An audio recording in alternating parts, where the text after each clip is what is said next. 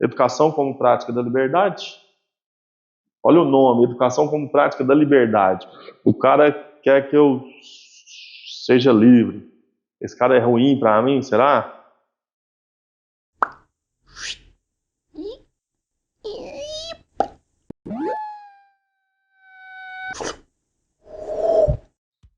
Fala rapaziada, seja bem-vindo ao Escute Bem, um podcast sobre ser humano e sobre as diferentes formas de ser. E hoje eu estou aqui com o professor, diretor Henrique de Oliveira, pessoal. Henrique, se apresenta aí pra galera. Boa tarde, boa noite ou bom dia, né? Não sei como é que... A gente não sabe. Pois é, meu nome é Henrique de Oliveira Moreira, eu sou professor e vim aqui para conversar com o Leonardo um pouco sobre a minha atividade, sobre minha profissão, né? Exatamente, a gente vai conversar aqui, pessoal, sobre a educação brasileira, o sistema de ensino. O Henrique já foi professor, já foi diretor, hoje em dia trabalha... Eu trabalho no Instituto Federal do Triângulo Mineiro. Sou professor ainda, né? Triângulo Mineiro aqui de Uberaba, Minas Gerais. Quem não conhece, fica aqui no Triângulo. Tem que falar do meu campus, pode ser? Pode. Campus Avançado Uberaba Parque Tecnológico. Olha que... É um nome bonito, não é? Nome bonito, esse nome é bonito. Henrique, eu queria entender, antes de perguntar sobre o professor, eu queria entender você como aluno. Como que você foi aluno, assim? Leonardo, eu era um aluno mediano para baixo. Sério? Mediano para ruim. Eu não desrespeitava os professores, mas eu era um aluno fraco.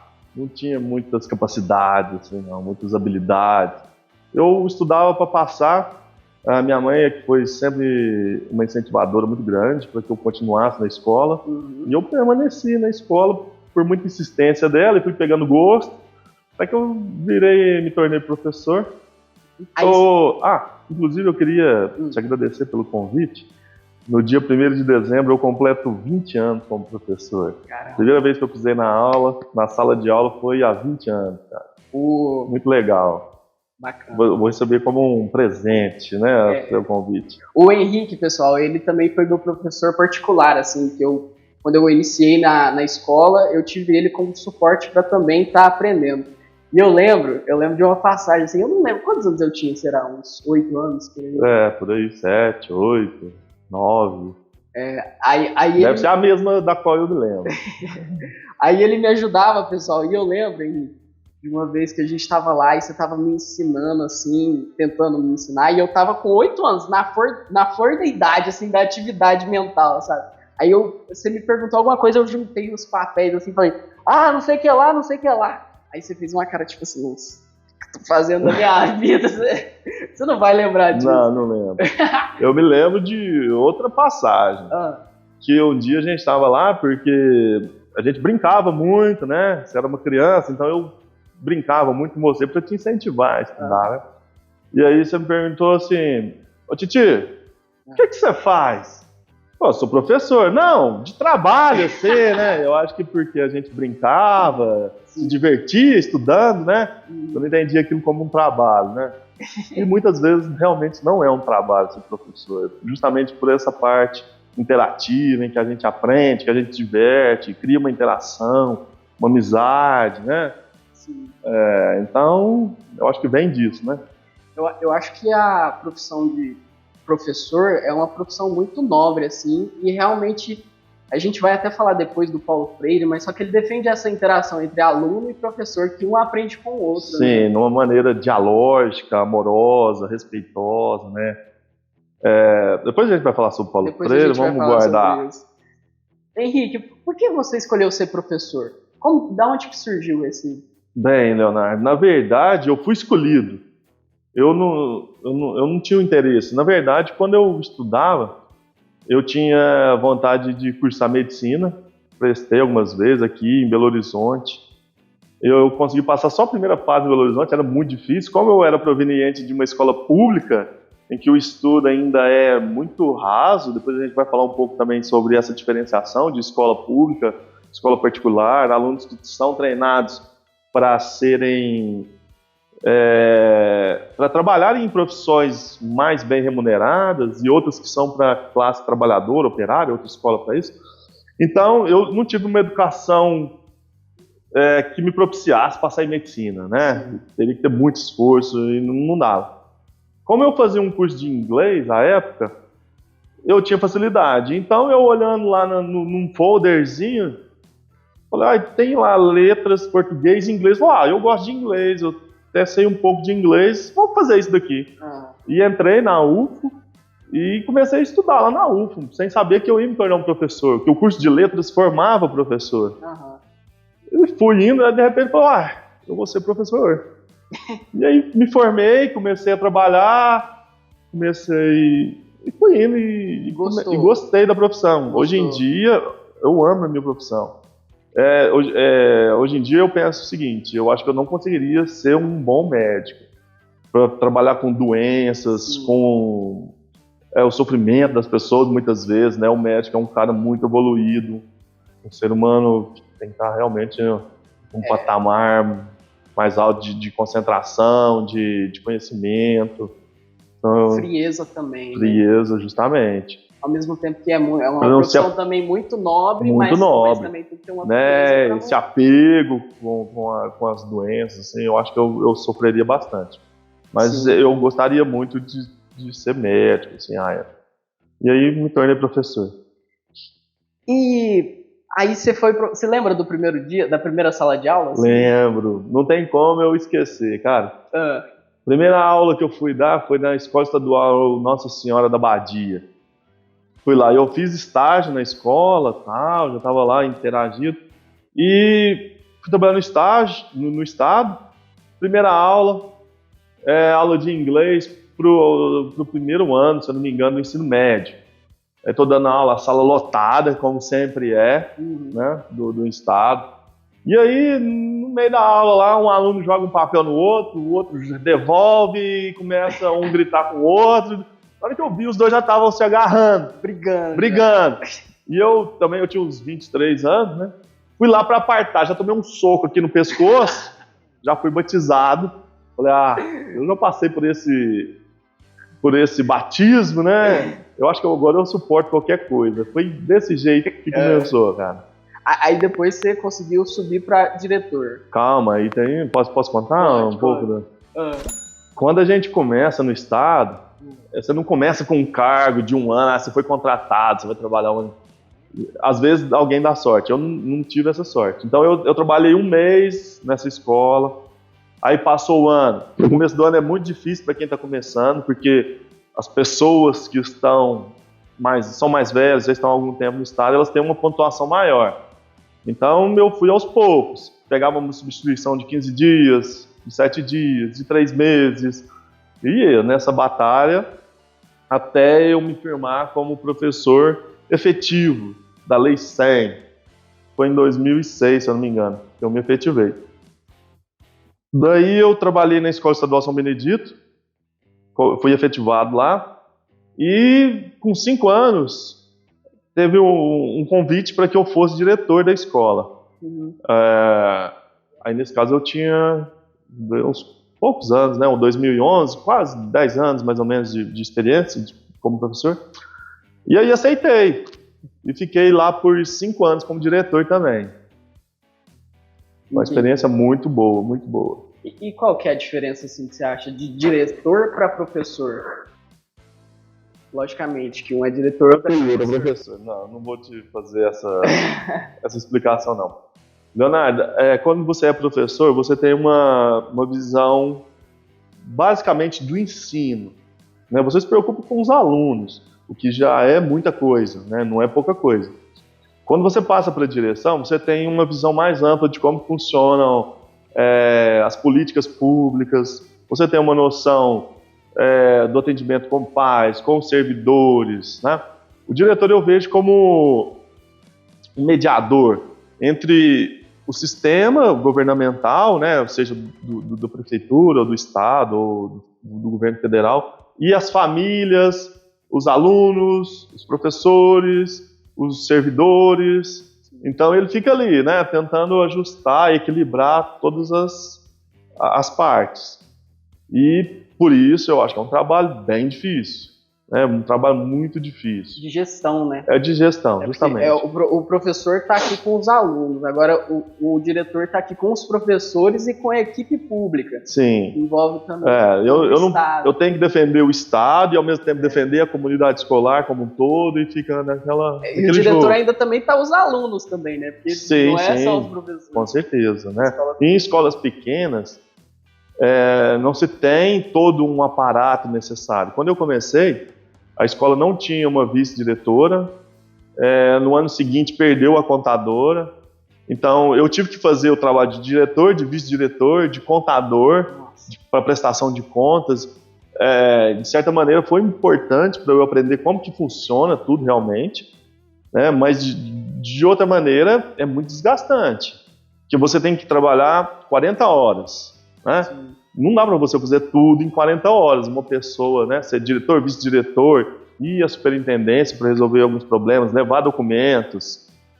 Você não tem uma ajuda de custo para pagar gasolina, para você levar os documentos lá. Você vai com o seu carro, com a sua moto ou de ônibus. Às vezes eu tive que ir 2, 3 vezes para a superintendência e voltar. Às vezes, quando entrava ladrão, o alarme disparava e eu tinha que sair da minha casa de madrugada e ir lá atender, responder pela escola, fazer boletim de ocorrência, tudo isso, sabe? Então é bem desgastante. Mas a escola estava quase fechando. Eu lembro que a gente entrou, se eu não me engano, a UFTM foi fazer um trabalho, a gente tinha em média de 128 alunos nos 3 turnos. A escola estava fadada ao fracasso, né? E aí eu recebi muita ajuda, muitos professores me ajudaram, a própria prefeitura ajudou com o ônibus e a gente conseguiu revitalizar a escola. Hoje a escola está muito linda, a gente conseguiu, à época, verba para cobrir, que não tinha cobertura na quadra, pinturas, materiais, né, para os alunos, então a escola começou a crescer de novo e hoje a escola sempre aparece aí na televisão. Fico muito feliz. Demais. Esse é um dos seus orgulhos como sim. na profissão? Sim, tem outros? Sim. Esse é um dos meus maiores orgulhos. Assim. Quando eu fui diretor da escola, eu achava que eu acho ainda, né, que eu fui útil, que eu pude ser útil para a comunidade de alguma forma, né? Então, foi um trabalho que eu me dedicava muito, mas eu recebia muito apoio também. Como lá era de ensino fundamental, então os alunos pequenos são muito amorosos com a gente, né? Então, criançada de 6 a 10, 11 anos, então me abraçavam direto, me beijavam, então eu me senti... Teve um retorno ali tive um retorno, né? Pessoal, não financeiro, né? Sim, financeiro, depois... a gente pode até falar um pouco, mas o retorno assim, para crescimento pessoal, para satisfação pessoal, de falar, nossa, eu fiz um trabalho legal, bacana, eu acho que contribuiu com algumas pessoas, né? E também fui ajudado. Então, para mim, foi o período mais importante da minha carreira. Eu acho que quando a gente entra assim, nessa questão de realização pessoal, com certeza o contato afetivo, assim, com certeza vai muito acima do que o financeiro. Sim, com certeza. Com certeza. Mas já que a gente falou de financeiro aqui, quanto você ganhava como professor, assim, numa época dessa? Como diretor, nessa época eu me lembro, Leonardo, no último ano que eu trabalhei no Estado, foi 2016. Então houve uma mudança no pagamento. Eu não era efetivo, eu era designado, né? Era efetivado, mas não contava como um concurso público. Estava lá, prestava um serviço igual a um diretor que era efetivo, aliás, mas eu recebia menos por isso. Então eu lembro que de 2015 para 2016, se eu não me engano, eu recebia 3.700 para trabalhar os 40 horas, fazer todo esse trabalho que eu te falei. Na virada do ano, meu salário diminuiu R$700. Cara, eu olhei meu contra-cheque lá na escola, eu fui pro banheiro, eu chorei, cara. Eu falei, nossa, cara, é um abuso, né, cara? O tanto que eu tenho que ficar, a responsabilidade é muito grande. Você trabalha com muito dinheiro, né? Muito dinheiro que às vezes não dá para suprir, porque se você pode pegar de qualquer escola, é aberta aí. você tem menos de R$1 por cada merenda dos alunos, para dar um almoço para um aluno. Então, é muito dinheiro que não dá, mas é muito dinheiro que você tem que manter as pessoas, né? Um aluno machuca na escola, o pai pensa que você que não está olhando, você tem 300 crianças para tomar conta, né? E aí, Leonardo, nesse dia, cara, eu confesso que eu fiquei assim, poxa vida, cara, estou trabalhando, dando sangue e estou recebendo R$3.000. Muitas colegas minhas que eram professores falaram, Henrique, você é doido, cara, eu trabalho em 2 escolas, eu ganho mais que você, quase que o dobro do que você ganha. Eu falei, não posso sair, né, tem que ficar quieto, né?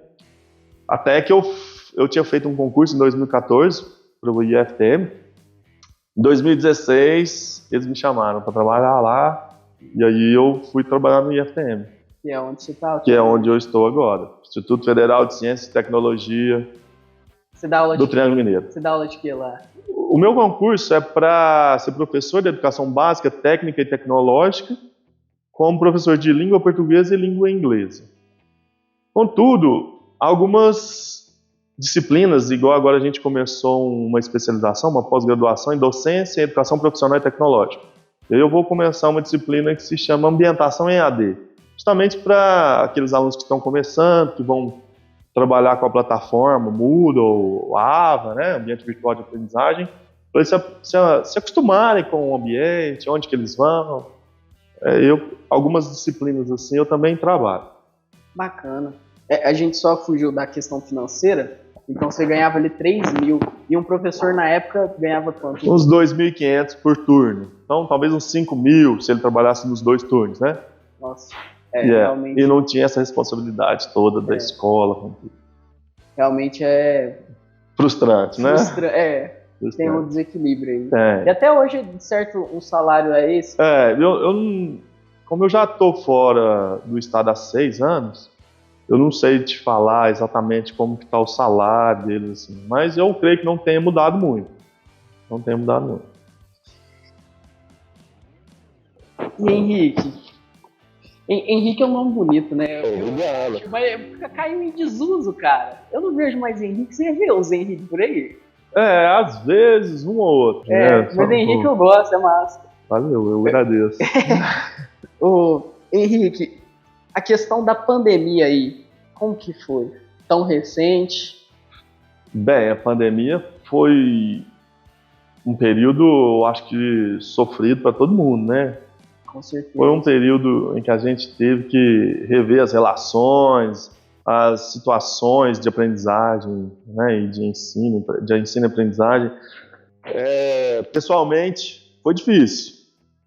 Porque ficar longe das pessoas é muito ruim, você ficar isolado, dar aula online é bem diferente, né, você não tem essa interação, não dá para você mensurar.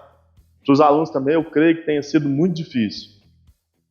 Eu posso falar que neste ano, né, que nós voltamos, é o ano em que eu mais vi atestados de alunos, muitos atestados. Então, eu acho que todo mundo voltou um pouco psicologicamente abalado. Então, alguns alunos não perderam o costume de falar em público, de falar com as pessoas. Agora que nós estamos retomando isso. Mas nos primeiros meses, quando eu pedi a apresentação de algum seminário, eu percebia que os alunos ficavam assim, com muito receio de falar, de conversar. Acho que agora, aos poucos, a gente vai conseguir retomar, né? Eu acho que... Realmente, quando a gente teve a pandemia, eu acho que foi muito desgastante para tanto os professores quanto para os alunos, né? Sim. E eu lembro que após a pandemia, eu fui numa festa, isso foi até interessante, eu até falei com o meu professor de sociologia, que eu fui em uma festa que antigamente nas festas, a gente ficava muito na muvuca, todo mundo se colando. E aí eu achei impressionante que eu fui nessa festa e quando a gente se aglomerou assim, deu tipo 3 minutos, todo mundo se afastou, ninguém mais se encostava. Foi muito interessante isso. Mas logicamente eu acho que isso volta. Eu já fui em outra festa aí que hoje em dia já volta. Mas no primeiro momento eu tive essa impressão de que foi muito interessante. E voltando a falar assim no sistema educacional, nós tivemos um prejuízo muito grande, porque a maioria dos alunos são de escolas públicas, né? Sim. E eles não tiveram acesso a um ambiente virtual adequado. os professores, nós professores, nós não tivemos uma preparação adequada para isso, né? No nosso caso, do IFTM, a gente foi um pouquinho privilegiado porque a gente, no campus em que eu trabalho, nós trabalhamos com muita tecnologia, com muitos computadores, então houve empréstimo de computadores para os alunos, eles montaram os computadores, o pessoal tinha condição de trabalhar remotamente, então a gente teve assim, uma facilidade. A gente já tinha um ambiente virtual criado, que foi, assim, de certa forma, adaptado para eles e foi fácil fazer essa mudança para os alunos, sabe? Apesar de que não é a mesma coisa de ser presencial, mas a gente conseguiu andar. Mas a maioria das escolas públicas, a maioria teve dificuldade. Prejuízo, né? O prejuízo é muito grande. Então, um aluno que estava, por exemplo, no terceiro ano da alfabetização, segundo ano, ele já vai chegar agora no quarto, ele perdeu um tempo muito importante da alfabetização, né, do crescimento dele como aluno. E eu não sei quanto tempo isso será necessário para ser reparado, né? Só com o tempo que a gente vai ver. Mas aconteceu, não temos que ficar chorando, aconteceu, a gente perdeu muito tempo, agora os alunos estão fracos. Não, vamos voltar, vamos trabalhar, vamos pensar alternativas para que a gente recupere aos poucos. O importante é que estamos vivos, estamos agora saudáveis novamente, com perspectivas. Passou, né? Imagina se a gente tivesse até hoje na pandemia. Pois é. Foi necessário, vacina, né? Foi necessário parar esse tempo para que não houvesse mais mortes do que já tivemos, né? Quase 700 mil mortes. Sim. Poderíamos ter evitado muitas outras de mortes, passagem, né? Mas sigamos. É interessante também, pessoal, essa questão da aprendizagem, porque o Henrique falou sobre o papel do professor. Mas eu também queria falar sobre o papel da própria família, né, Henrique? Posteriormente, eu vou trazer aqui uma psicóloga ligada à aprendizagem, ligada às crianças. E a gente vai entender o poder que a família tem para ajudar as próprias crianças. Você já teve alguma experiência ligada assim, sobre criança que tem uma família, o suporte da família na aprendizagem da criança? O suporte da família é essencial, fundamental. Eu creio que a família que participa da educação do filho, esse menino, essa criança, né, menino e menina, ela tem maiores chances de aprender mais, de evoluir, né, de evolução. Então, o suporte da família é fundamental, o apoio da escola com a família, né, numa parceria. Muitas vezes a família delega à escola a educação dos seus filhos. E não é isso, né? Nós temos que pensar que nós somos uma comunidade. Então, os professores, com a família, devem trabalhar unidos para a evolução dessa criança. E futuramente vai unir com os outros professores para a elevação dos seus netos, né? Isso a gente pensando numa comunidade mesmo, né? Eu acho que ainda falta muito para a gente ter esse sentido de unidade, de comunidade mesmo, né? Comum, nós não somos inimigos, né? Ao invés de criarmos muros, nós temos que criar pontes. Exato. Nos aproximarmos mais, entender um ao outro, ajudar um ao outro. Tem um psicólogo, se eu não me engano era Piaget. Piaget. Ele falava sobre a questão de a pessoa aprender no meio social, da criança aprender, não só a criança, né? A aprendizagem é para todas as idades, né, pessoal? Mas da pessoa aprender em contato com o meio social. Não tem essa hierarquização do professor como só a pessoa que ensina. Não, a gente aprende com todas as outras pessoas, né? E principalmente com o apoio da família. Essa educação em que o professor é o detentor do saber e o aluno não sabe nada, foi muito combatida pelo Paulo Freire, o próprio Paulo Freire, né? Essa educação que é dita tradicional, em que o professor fala, o aluno escuta, aprende, ela vem desde os jesuítas, né? Então, os jesuítas, quando montaram o método deles, já era assim. Uhum. Então, nós temos que mudar isso um pouco, né? Porque a gente ainda mantém essa educação que foi importante há muito tempo. Hoje em dia, a gente tem formas mais eficientes, eu diria, mais prazerosas de se estudar. E o Paulo Freire combate muito essa educação bancária. Ele propõe uma educação em que haja diálogo, haja criticidade, em que eu saiba o meu lugar no mundo, para que eu possa também transformá-lo, ajudar a transformá-lo. Não apenas aceitar o mundo como vem para mim e me manter numa posição ingênua, passiva, pacata. Não, ele propunha, né? Ainda propõe em seus livros uma atitude mais participativa, crítica socialmente, para que a gente diminua essas desigualdades. Né? Na sua época já era... Como que foi a sua sala de aula? Você sofreu algum tipo de violência? Não sofri tipo de violência, mas eu tive essa educação bancária mesmo, né? Cala a boca, fica quieto, você não sabe, você tem que aprender. Você já ouviu esse tipo de coisa? Já, sim, já. É uma violência, né? É uma violência. Né? Fica quieto e a minha formação toda foi em uma escola tradicional em que as carteiras ficavam todas enfileiradas. Raramente se fazia trabalhos em grupos, aulas interativas, o despertar da criatividade, da criticidade é quase nula, quase nula. Uma coisa, eu fiz uma pós-graduação e o meu questionamento era o seguinte: do primeiro ao quinto ano, hoje, na minha época era a quarta série, a gente tinha mais acesso a livros literários.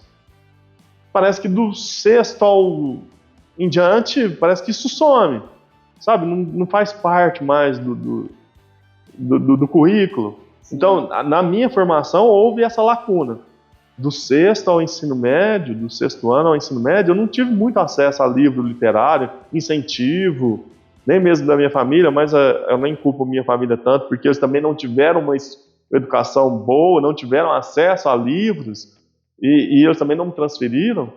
Então, houve uma lacuna. No ensino médio, por curiosidade, aí sim eu tenho que lembrar que um professor que eu tive, professor Bernardes, professor de literatura, que falava muito de literatura, e isso me despertou muito para começar a ler. Sabe, ele não me dava os livros, não me mostrava, toma aqui, tem uma biblioteca na escola. Uhum. Eu vou te falar que eu me lembro da biblioteca em que eu tinha 6 a 10 anos, mas não me lembro das bibliotecas das escolas em que eu passei dos 11 aos 18 anos. Sumiu nesse período, então foram 9 anos. Mas ele falava de livros, eu comecei a procurar e ler alguns livros. Salvou minha vida de certa forma, né? Os livros são muito bacanas. Hoje em dia, por causa do Enem, né, que é o maior jeito de se entrar em algum tipo de faculdade, voltou a questão dos livros, né? Eu mesmo tive contato no ensino médio, Machado de Assis, entre outros, que eu não vou lembrar agora, mas eu acho que é justamente porque a questão da obrigatoriedade, eu também não sei se eu concordo tanto, sabe, Henrique?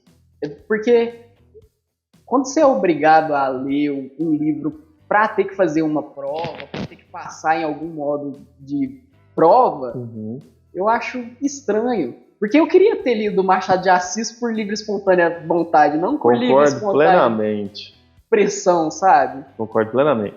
Eu li Machado de Assis nessa época, que o professor falou algumas partes do livro que me chamaram a atenção, aí eu li. Não tinha essa obrigatoriedade. Neste ano, eu trabalhei com uma turma, como a gente tinha um horário bem extenso, eu dedicava 30 minutos da nossa aula para isso, para ler, você vai escolher qual livro. Eu levei os livros para eles escolherem.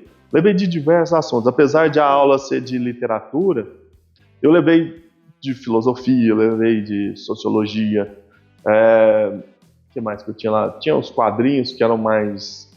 Assim, não chegava na literatura brasileira, mas algumas adaptações também.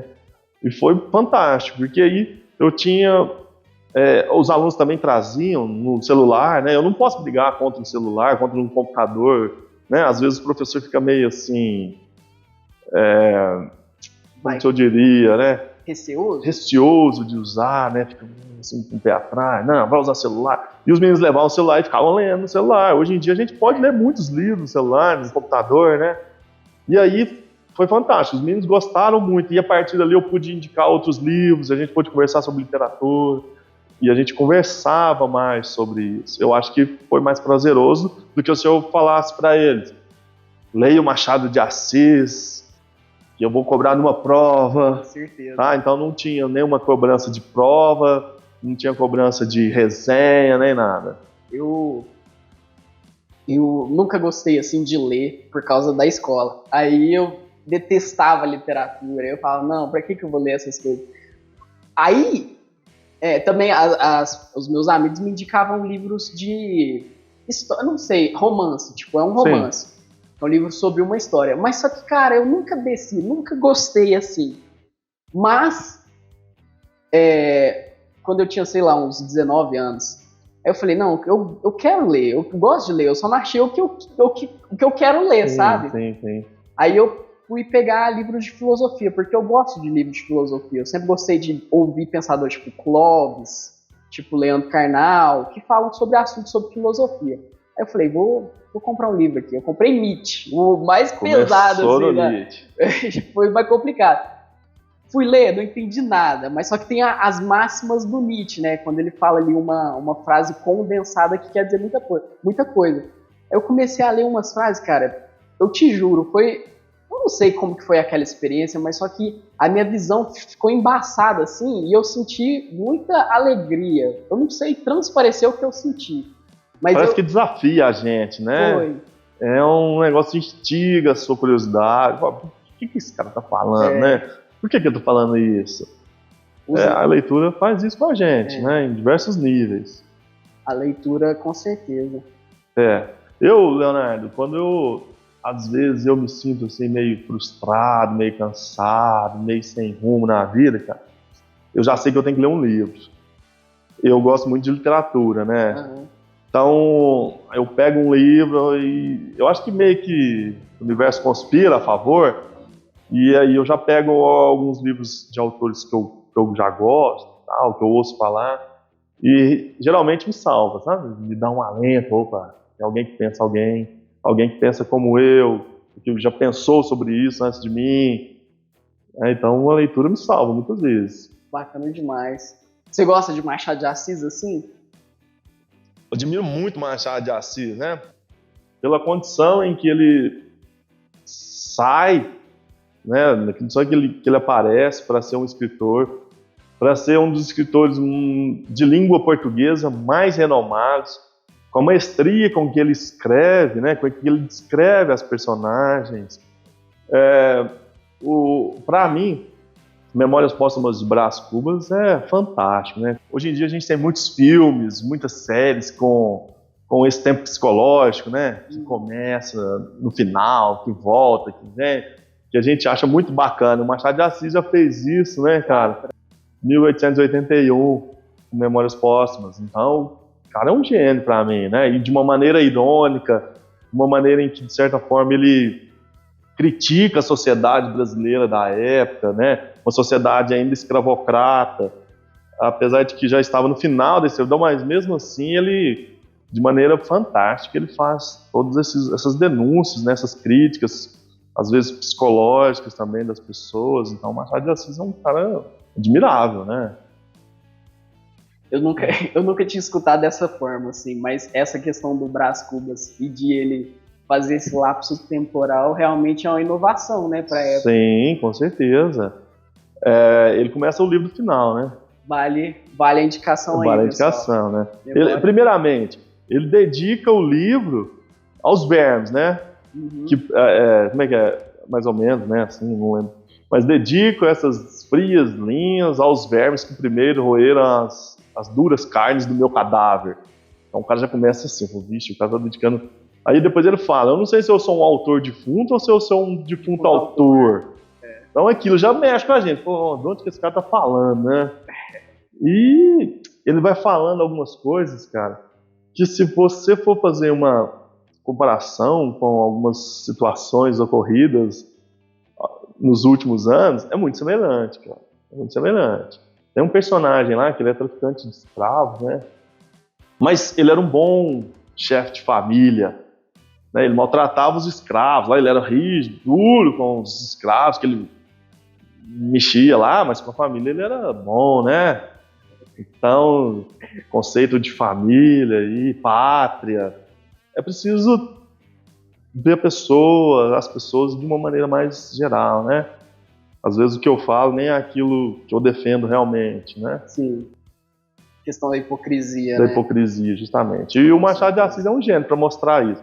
Então, se você não consegue ler muito nas entrelinhas, vai ver o Machado de Assis que ele vai ensinando pra gente. Né? Eu vou dar uma segunda chance pra ele. Dá uma segunda chance, lê com esse aspecto histórico também. Sim. E com o aspecto da vontade, que é muito importante. Da vontade. Depois você me fala como é que foi a experiência. Sim, sim.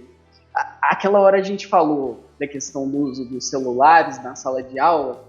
Você acha que isso pode ser incrementado, assim, na sala de aula? Na Absolutamente. verdade, já está sendo usado, não tem como, né? Perfeitamente. É preciso ter, Leonardo, no meu ponto de vista, um acordo entre os alunos e o professor e os professores de que na aula o celular pode ser usado como uma ferramenta de aprendizagem, de busca, né? Por exemplo, a gente está falando aqui agora de Machado de Assis. Eu falo um trecho, igual eu falei que eu não sei detalhadamente como que é. Um aluno pode pegar o celular, olhar ali e falar, não, professor, é assim, ó, me falar. Ele pode, eu falo do contexto histórico da época, eu falo lá de Revolução Industrial, por exemplo, né? O aluno pode pegar ali e ver um vídeo na hora da Revolução Industrial. Então, o celular pode ser um objeto de auxílio na aprendizagem, né? Aí é lógico que se você vai para uma aula e ao invés de prestar atenção no conteúdo ou de querer construir alguma coisa, você está mexendo com redes sociais, é lógico que isso não vai te ajudar muito. E esse é um problema. A gente sabe que a rede de computadores é muito rica, tem de tudo, desde o pior ao melhor. Sim. Então, o professor também tem que auxiliar o aluno para que ele também amplie o seu universo. Né? Assim como a gente tem que ajudar na ampliação do universo da biologia, da história, hoje em dia o professor também tem que ampliar esse conhecimento também das redes. A maioria das pessoas ficam presas a assuntos muito superficiais, né? Que não te levam a uma criticidade realmente profunda.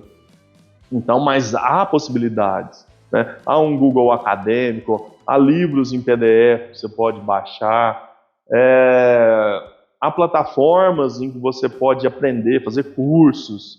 Então, é preciso que o professor também ajude o aluno a despertar nele esse lado que pode ser utilizado para a aprendizagem. Sim. Tem um problema, não chega a ser um problema, mas um ponto de atenção também que a gente se dá nos celulares é que a rede social é muito fisgável, né? Tipo assim, você tá lá e te fisga.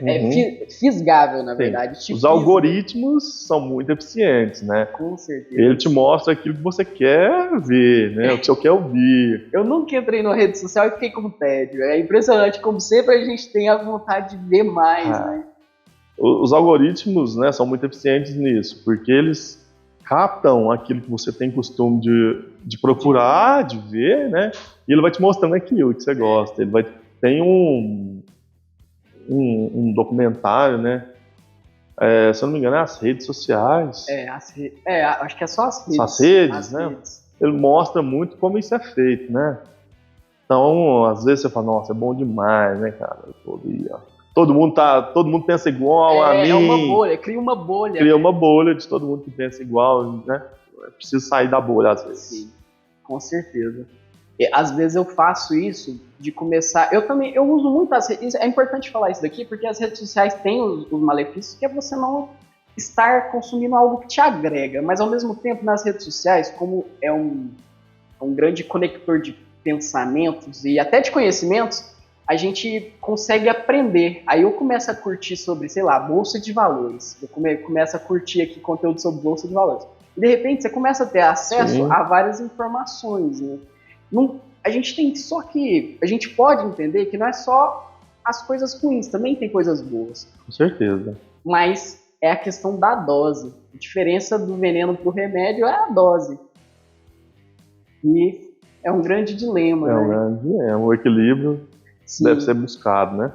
Henrique, tem um perfil de aluno bem-sucedido? Então, esse conceito de bem-sucedido é questionável, né? O que é um aluno bem-sucedido, às vezes, para a sociedade? É um aluno que estuda, que passa no vestibular?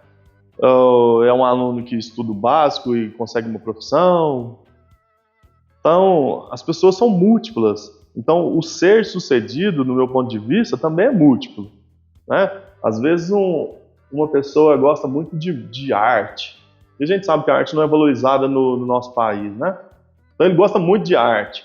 Aí, ele vai estudar arte, talvez ele não ganhe muito dinheiro, não consiga, talvez, nem pagar as contas direito. Mas ele gosta de arte, produz, a sua criatividade é aflorada. Então eu creio que essa pessoa é bem sucedida porque ele fez aquilo que ele gosta, né? Agora, uma pessoa que faz, às vezes, um curso ou trabalha em alguma coisa que dá dinheiro, mas não te dá prazer, será que ela é bem sucedida, né?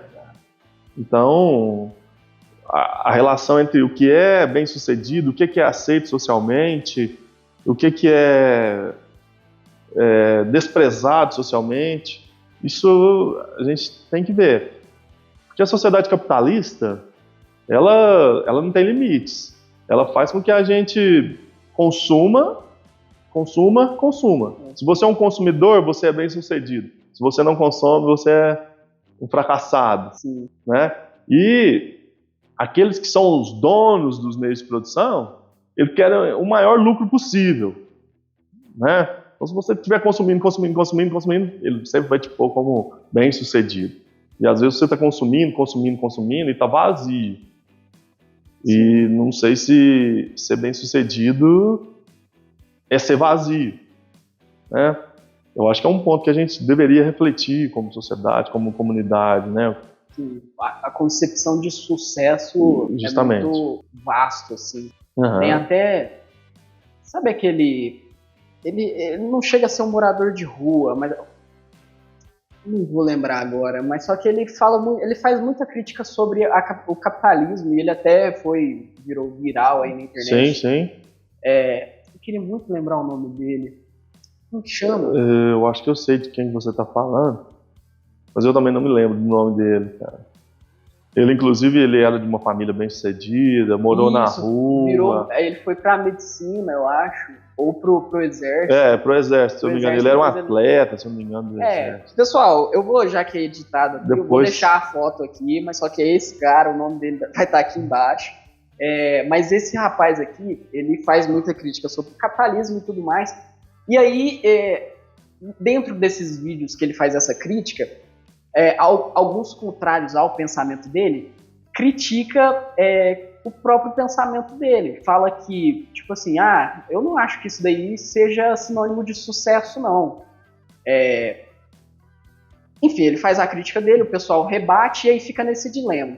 Mas o que eu acho muito, muito bacana é que esse cara, ele defende o ponto de vista dele. Eu vejo, assim, uma pessoa verdadeira com o que ele sente. Ele tem argumentos fortes, né? E isso, uma pessoa ser verdadeira com o que ela acha, eu acho isso um ponto de sucesso. A pessoa não se contradizer, assim, de viver o que realmente ela prega. Às vezes pode ser até que ela seja controlada. Tudo bem, né? Tipo assim, eu prego que eu tenho que, sei lá, 100 mil reais na conta. Mas a pessoa às vezes acha um motivo dela ter aqueles 100 mil e eu acho verdadeiro. Se você ser verdadeiro com você já é um grande sucesso, eu acho. Assim. Concordo. Henrique, aquela hora a gente falou do Paulo Freire. Sim. Quem que ele foi, assim? Ele nasceu quando, você sabe? O Paulo Freire nasceu, se eu não me engano, em Pernambuco. E o Paulo Freire, do meu ponto de vista e de muitas pessoas, é o maior educador, pensador da educação brasileira. Ele é citado em muitas universidades, mundo afora, e ele tem um papel fundamental na educação brasileira. justamente porque ele consegue sintetizar um pensamento para que as classes populares pudessem ter suas vozes ouvidas, né? Então, o método do Paulo Freire, que ele aplicou em Angicos, se não me engano, em 1963, ele pega uma rede de trabalhadores, então ele vai ensinar essas pessoas a ler e a escrever, então ele vai alfabetizar essas pessoas, né? Então, para começar, tem muitas pessoas algumas pessoas que não conhecem Paulo Freire, não leram absolutamente nada do Paulo Freire, eu tenho certeza disso, e criticam Paulo Freire.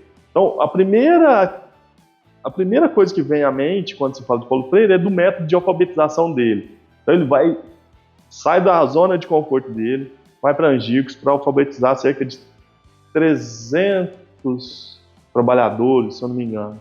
E ele faz isso em pouco tempo.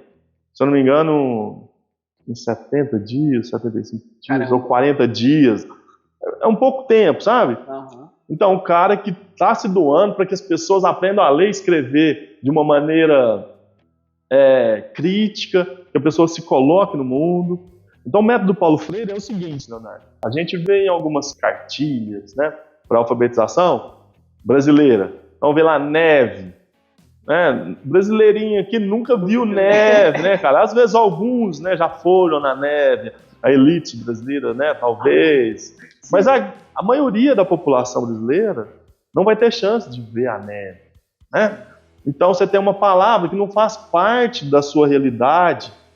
Então o Paulo Freire, ele pegava lá, a primeira palavra que ele pegou para esses trabalhadores é tijolo, que tem a ver, porque eles, né, tijolo está ali. Então, a partir da palavra tijolo, ele faz o desmembramento das sílabas e vai estudando sobre o tijolo, o que é o tijolo, a importância do tijolo. E dali ele vai ampliando os textos e as pessoas vão debatendo, tem os círculos de cultura, as pessoas vão vendo lugar no mundo, né? Então, as pessoas deixam de ser massa para ser povo, né? Ele sabe onde que está, por que ele está ali. Se tem uma pessoa que está sendo explorada, tem um explorador. Quem que é explorador, né? Eu tenho que ser contrário, eu tenho que mostrar contra o meu vizinho aqui, eu tenho que disputar com ele, ou não, ou eu tenho que me juntar a ele para formar uma rede mais forte, né? Então Paulo Freire pregava o amor, pregava a criticidade, a criatividade de muitas formas, o pensar em a sua ação no mundo. Então, como que um cara desse não pode ser importante, né? Sim. É um revolucionário, assim. Sim, com certeza. Ele foi perseguido, foi exilado, mesmo assim continuou escrevendo, foi para o Chile, ajudou também lá no Chile, volta para o Brasil também, e ainda trabalha muito, né? Tem uma obra bastante extensa, né? Que dá para a gente tirar muita coisa. Paulo Freire é estudado em muitas universidades, né? Eu li alguns livros do Paulo Freire recentemente, e ele tem uma forma que ele vai, no meu entender, de forma espiral, ele vai tecendo um raciocínio que ele vai se ampliando cada vez mais, né? Quer que pegue os livros? Espera aí, pessoal. Sim. Só um cortezinho aqui que eu vou pegar os livros. Voltamos. Mostra aí os livros. Então, os livros que você pediu para trazer um objeto, né? Foi. Que fosse significativo. Isso. Como você falou que talvez a gente falasse de Paulo Freire, eu trouxe 2 livros. Então, Educação como Prática da Liberdade. Olha o nome, Educação como Prática da Liberdade. O cara quer que eu seja livre. Esse cara é ruim para mim, será? Bom questionamento. Ou será que o pensamento dele tá me fazendo ser pior, será? E outro, Pedagogia da Autonomia. Autonomia é você ser autônomo, né? Você ser independente, pensar por si só, saberes necessários à prática educativa. Então, isso aqui é direcionado aos professores, né? Mais aos professores, mas será que uma pessoa que quer a autonomia das outras, que quer a liberdade das outras, que ele fala muito nesse livro aqui de amor, que o professor tem que ter amor, tem que ter diálogo, tem que criar juntos uma educação que faça sentido para as pessoas. será que esse cara aqui é mal? É mal? É vilão? Será? Vale a pena ler. E como você me disse que não tem muito costume de ler, vou deixar esse livro com você para você obrigado começar demais. no Paulo Freire. Paulo Freire. Não, esse livro provavelmente eu vou ter o gosto de ler. É por causa do conteúdo. Eu não consigo ler um livro de romance porque eu sou muito ligado a filme, cara. Não sei porquê. Entendi. Mas eu me lembro, Henrique, de quando eu tinha, sei lá, uns 8 anos. As minhas primeiras memórias, assim, que era de frente a uma TV com um porta-CD, assim, ó, com, sei lá, uns 10 CDs de filme, assim. Aí a minha rotina DVDs, era... né? Eu falei CD? Falou CD, DVD. DVD. É o CD que era o CD, era um CD. O CD, mas o DVD de filme. Aí não existe mais DVD, mas não. Depois você coloca aí, ó. O que era um DVD, professor? O que era um DVD? Será que tem? Se você não sabe o que é um DVD, escreve aqui no comentário que eu quero saber qual que é o público aqui desse podcast. Mas eu tinha muito costume de ver filme. Aí por isso que eu acho que eu não peguei tanto romance. Mas só que eu li uma coletânea de livro de um arqueiro. Foi até interessante.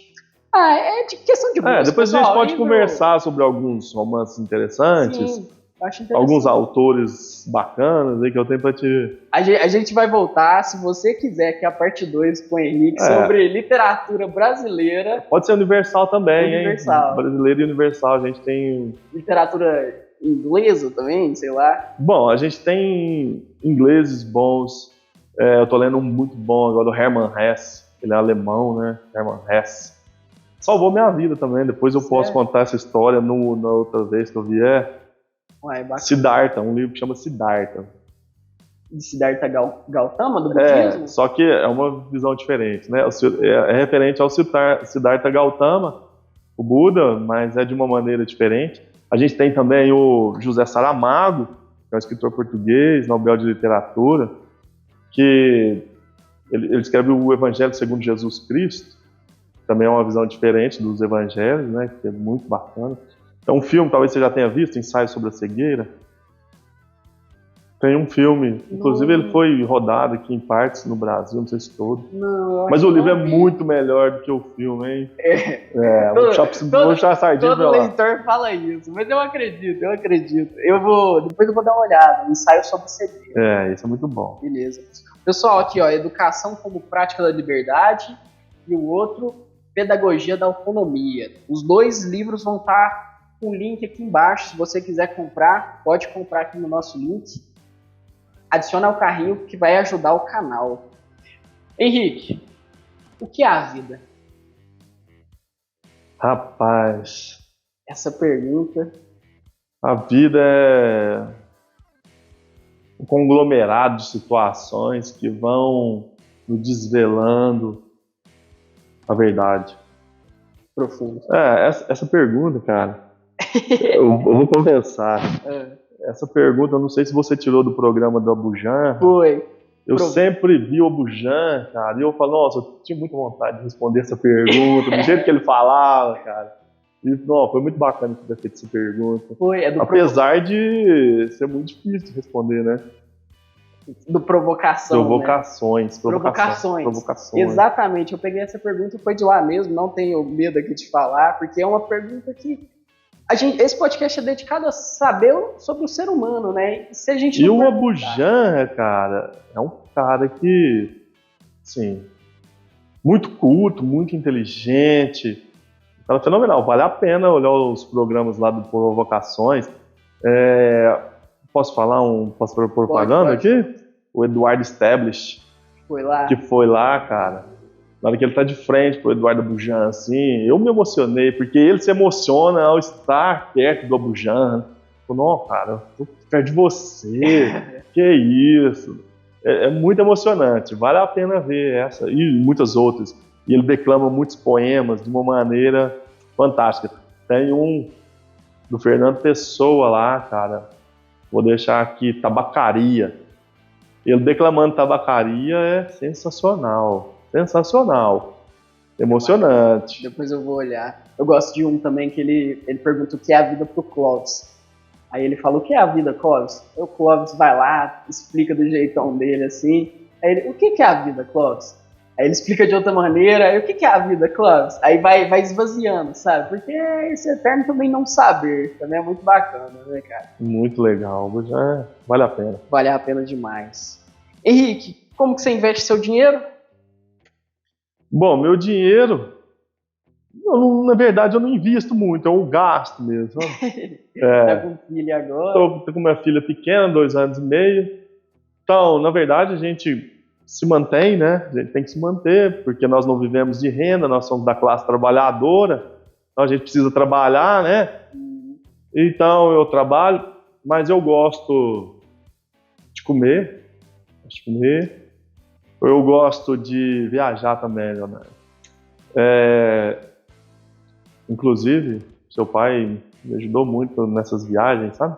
A gente viajava trabalhando, mas eu pude conhecer muitas cidades com ele, ir a muitos lugares, então geograficamente me acrescentou muito. E eu gosto de viajar, então uma maneira de se falar, eu invisto em viagens, invisto em livros também, né? Eu acho que é mais em viagens e livros. Sim. Gosto muito de viajar. Se eu pudesse, eu viveria viajando. Se eu fosse um capitalista, eu acho que eu viveria viajando. Se eu pudesse viver de rendas, né? Eu viveria viajando. Também tenho esse sonho.